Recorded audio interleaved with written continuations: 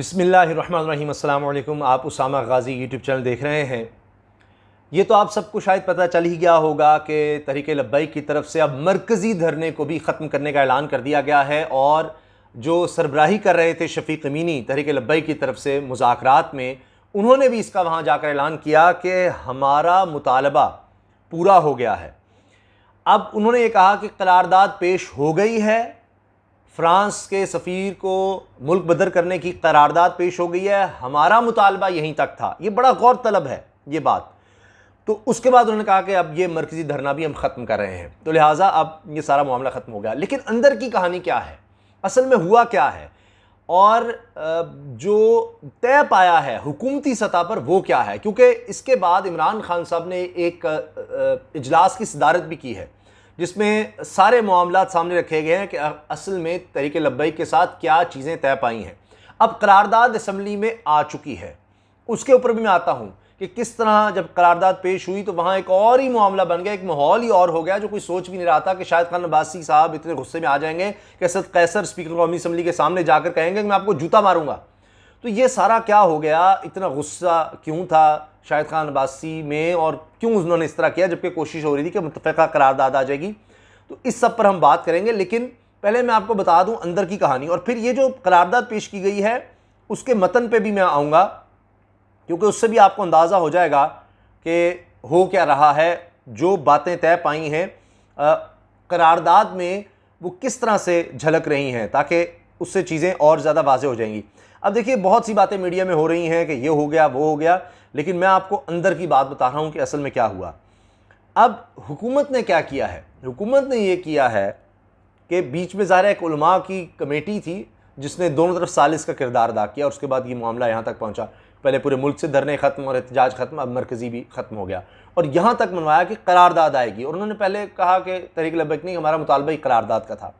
अब करारदाद के आने का मतलब क्या है कि क्या फ़्रांस के सफ़ीर जो है उसको मुल्क बदर किया जा रहा है, क्या हो रहा है, ये एक बहुत बड़ा सवाल है। और क्या हुकूमत सबको छोड़ रही है, अब सब लोग रिहा हो जाएंगे। तो अंदर की कहानी मैं आपको बता रहा हूँ। एक तो है कि MPO के तहत जो लोग हिरासत में लिए गए थे, मेंटेनेंस ऑफ पब्लिक ऑर्डर के अमन व आमा के लिए, कि जी खदशा है कि इन लोगों को अगर हम हिरासत में लेते तो अमन व अमान का मसला हो सकता है, उसके तहत लोगों को हिरासत में ले लिया गया था, उनको रिहा किया जा रहा है।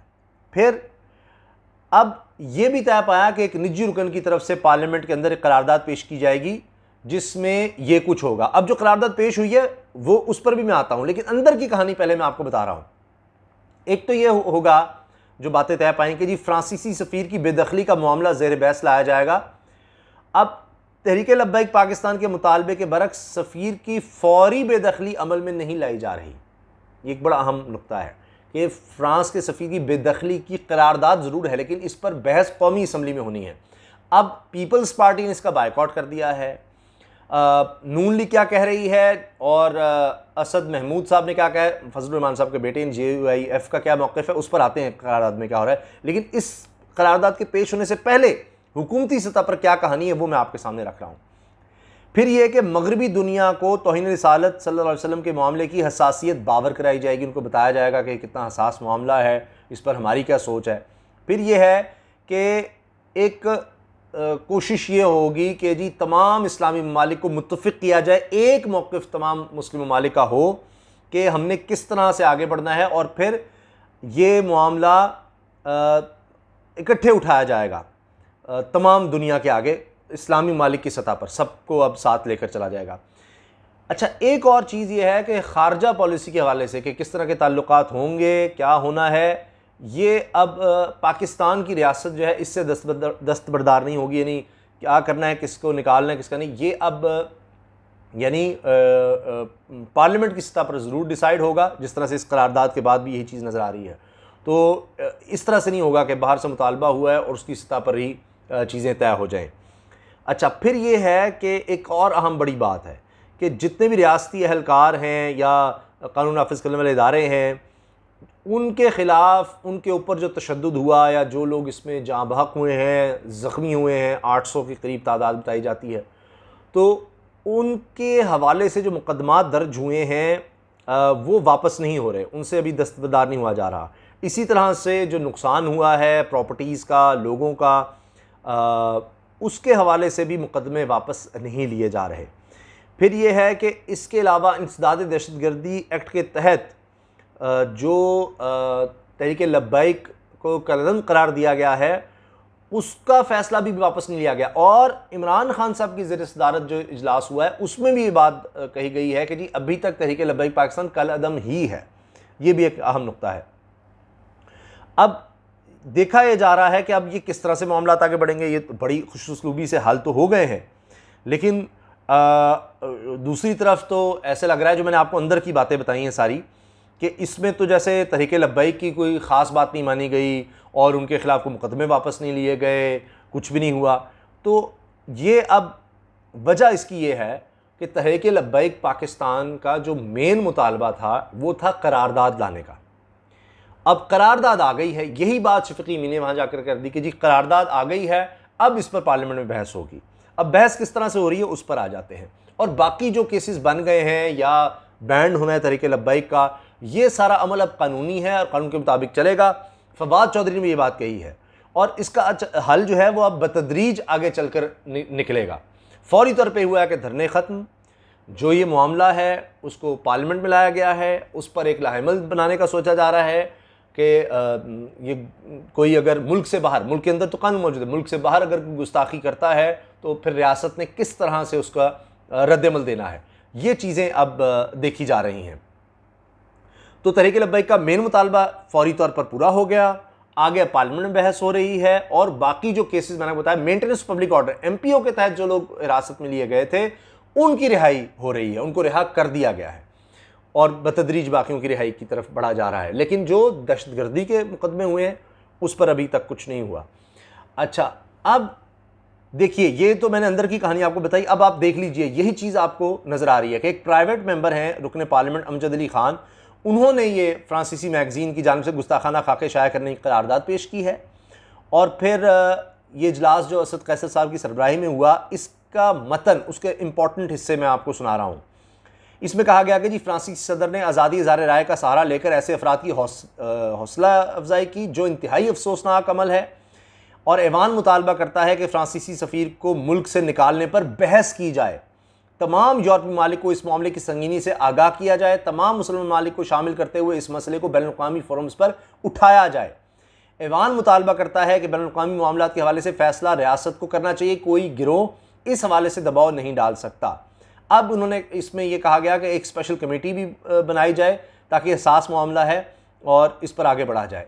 अब ये बात हो गई करारदाद पेश होने के साथ। लेकिन इसके बाद शाहिद खान अब्बासी बड़ा भड़क उठे। उन्होंने कहा आगे जी मेरी बात नहीं सुन जा रही है, असद कैसर के सामने आकर मैं जूता मारूंगा आपको। और फिर उन्होंने कहा, असद कैसर भी गुस्से में आकर उन्होंने कहा कि आप अपनी बात किस तरह करें, आप अंदाज दुरुस्त करें। बहरहाल शाहिद खान अब्बासी ने आकर कहा कि जी ये करारदाद आ गई है, ये नाकाफ़ी है और हमसे तो बात ही नहीं की गई और हमें कुछ वक्त दिया जाए। अब उसके बाद ये बात हुई कि जी ये वफाकी वज़ीर मज़बूर ने कहा, नूरुल क़ादरी साहब ने, कि जी ये वो करारदाद है जो हमारी तहरीक लब्बैक के साथ जो चीज़ें तय पाई हैं ये उसके मुताबिक करारदाद है। तो इस पर भी कुछ लोगों ने एतराज़ किया कि जी पार्लियामेंट पर तो इस पर बात ही नहीं हुई। असल में अब बात यह है कि अब मामले को सुलझाना था। अब उनके साथ ज़ाहिर तय पाया था कि आज ही करारदाद लेकर आएंगे हम, ये पार्लियामेंट के अंदर कौमी असम्बली के अंदर आज ही आएगी। तो ज़ाहिर है जो उनसे एग्री हुआ था फिर हुकूमत ले आई, प्राइवेट एक मेंबर बिल के तौर पर ले आई। अब फौरी तौर पर तो लाना था, उस लाने की वजह से तो सारा कुछ मामला ख़त्म हुआ है, तय हो गया है। अब बाकी जमातें कह रही हैं जी हमें नहीं शामिल किया गया। अब वक्त के साथ साथ उनको शामिल किया जाएगा, उनकी जो राय है। यही शाहिद खान अब्बासी ने कहा कि जी हम भी इसमें कुछ ऐड करना चाहते हैं, वो ऐड हो, हमें वक्त दिया जाए। अब लग रहा है कि मामला उस तरफ जाएगा। अच्छा, नूरुल क़ादरी साहब एक दफ़ा फिर वो माजी की बात उन्होंने छेड़ दी। उन्होंने कहा कि जी माजी में तो ये हो चुका कि 22 लोग जहाँ बाग हो गए फैज़ाबाद में, और ख़त्म नबूवत के हवाले से जो हलफ था उसमें तब्दीलियाँ की गई। अब उनका इशारा नूली की तरफ था।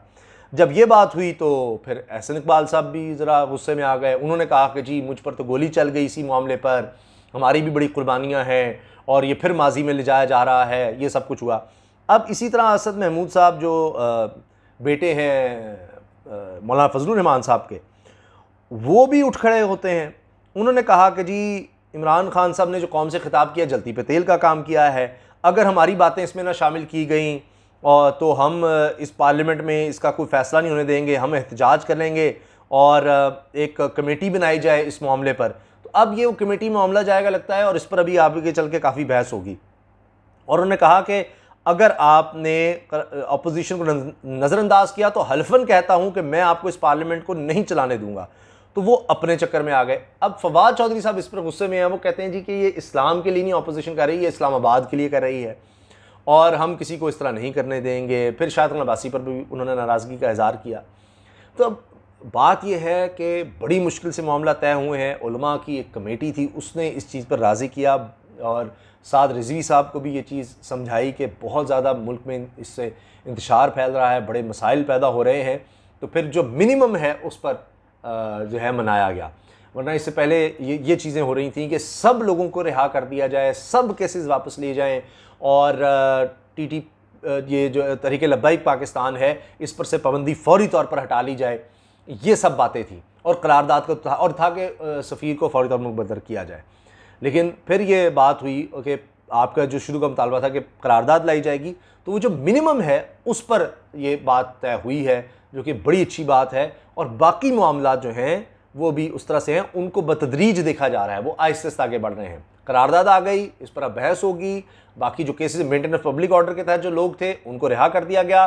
बाकी जो केसेस हैं उनको अब कानून के मुताबिक उस तरह से आगे चलेंगे, उनको उसी तरह से देखा जाएगा। जो पाबंदी का मामला है वो भी अब कानूनी तौर पर आगे चलेगा और ज़ाहिर है कि तहरीक लबैक के पास फोरम्स हैं, वो अब उन फोरम्स को इस्तेमाल करेंगे और अपना केस उस पर लड़ेंगे और वो उसी तरह से आगे बढ़ेंगे। तो उम्मीद यही है कि इंशाल्लाह जिस तरह से इतने ज़्यादा खौफ की फ़िज़ा थी उसमें बड़ी मामलात खुशूबी से हल हुए हैं, तो अल्लाह करे इंशाल्लाह आगे चल के भी मामलात में और बेहतरी आए। इजाज़त दीजिए, अल्लाह हाफ़िज़। पाकिस्तान ज़िंदाबाद।